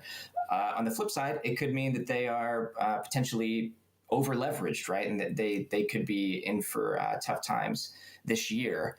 And I think too, just like as a shipper, if you're not super familiar with like the carrier market, the carrier network, lists like these can go a long way to kind of familiarize you with like the main players in the game, and can sort of lend like an air of credibility to certain carriers.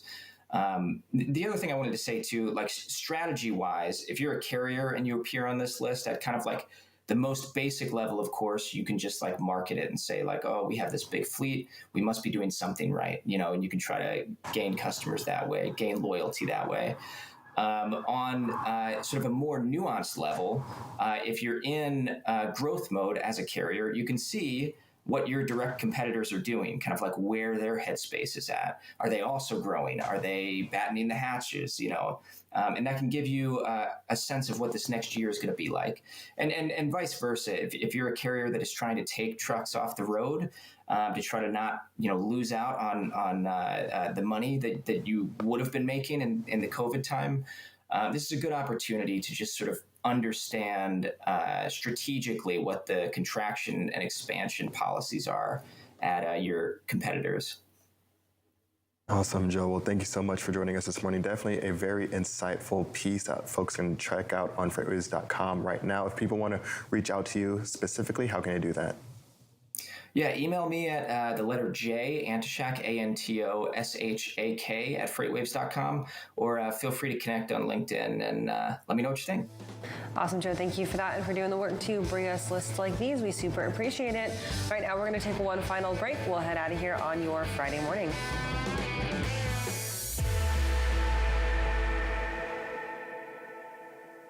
The 2023 Freight Tech 25 list is filled with meaningful innovators from across the industry who are helping shape what the future of supply chain will look like. Check out the full list of these companies and all the latest Freight Tech news at FreightWaves.com.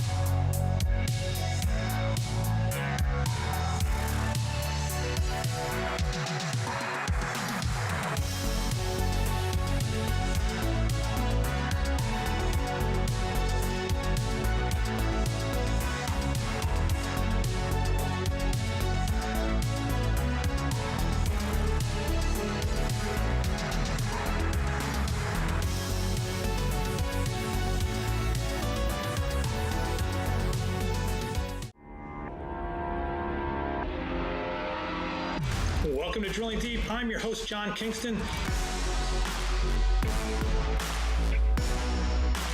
Drilling Deep is the place where we talk about oil and we talk about diesel, and you have to drill to get oil and you have to get oil to make diesel, so that's why we call it Drilling Deep.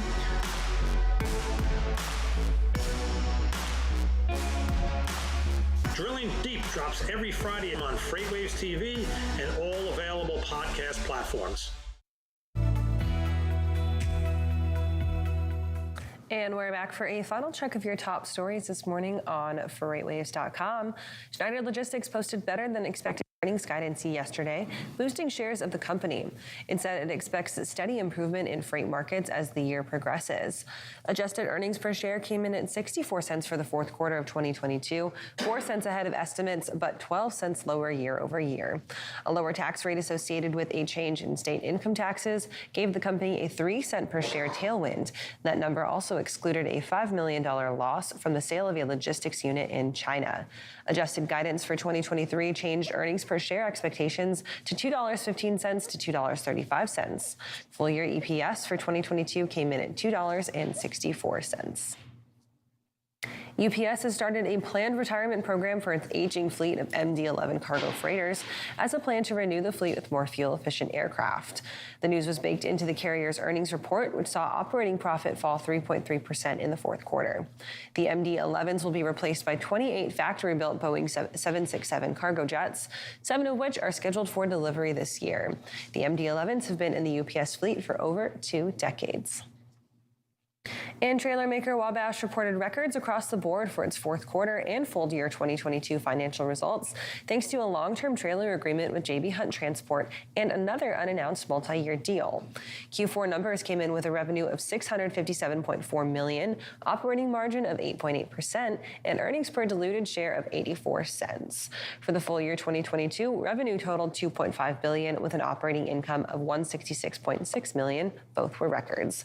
The equipment maker projected 2023 revenue of $2.9 billion and has already booked $600 million in orders for years beyond 2023. And you can find details of these stories and more over at FreightWaves.com and our FreightWaves app. Give us a like and subscribe if you're watching us on YouTube. And as always, head on over to tv.freightwaves.com for anything you might have missed during this week. We're going to toss things back over to the wall. We've got one final carrier update.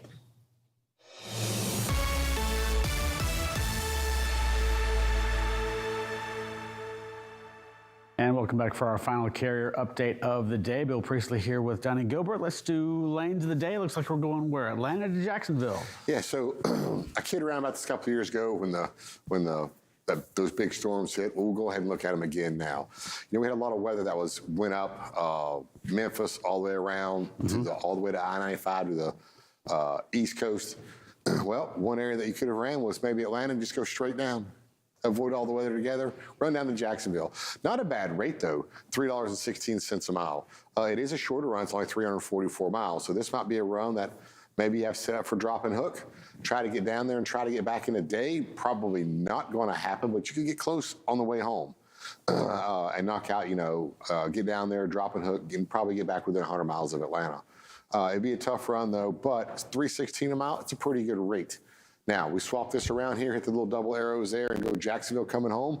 Well, naturally, coming out of Florida, it's $1.90 a mile. So you do the math, you're right in that, 250, 260 range as an average round trip. So still, not a bad round trip given the conditions. Now, you're not going to be crossing over any mountains. You're in an area where fuel is fairly cheap compared to the rest of the nation. So this could be a good profitable lane. Now, you don't like Jacksonville, one of my other favorite markets is, let's look at Atlanta, maybe run over to Savannah. Okay. Now, it's a little bit shorter of a run. Yep. It's only 247 miles, so you probably could make this trip in one day. And it pays, again, $3.02 for Atlanta down to Savannah, so a little bit over $3 a mile here. Hit little double arrows and swap it around. Coming back, Savannah going back to, is still about 256. So you're getting, about 25 cents per mile more on this lane, but you're also running 200 miles less. So what's give and take? What's a little bit better for you? How much can you clear on your truck per day? If you're not governed, you might be able to run the other trip a little bit quicker and bring in more money per week.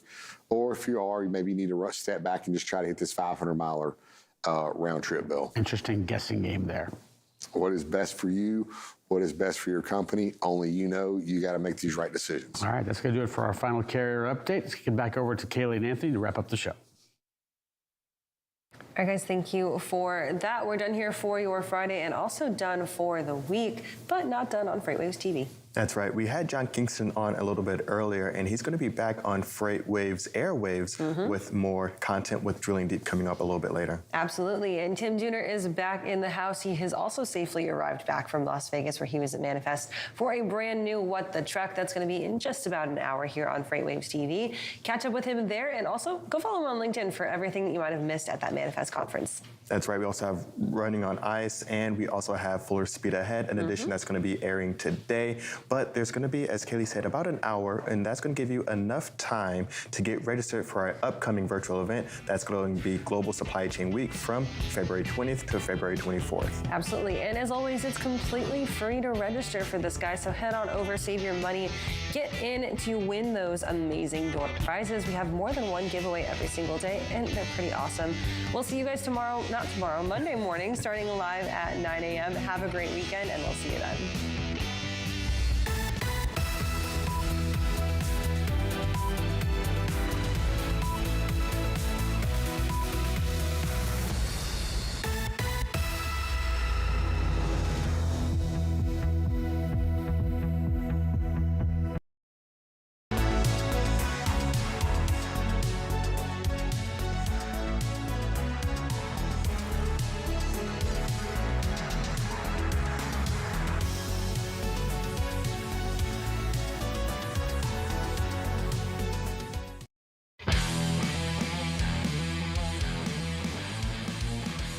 What the Truck is now 3 days a week.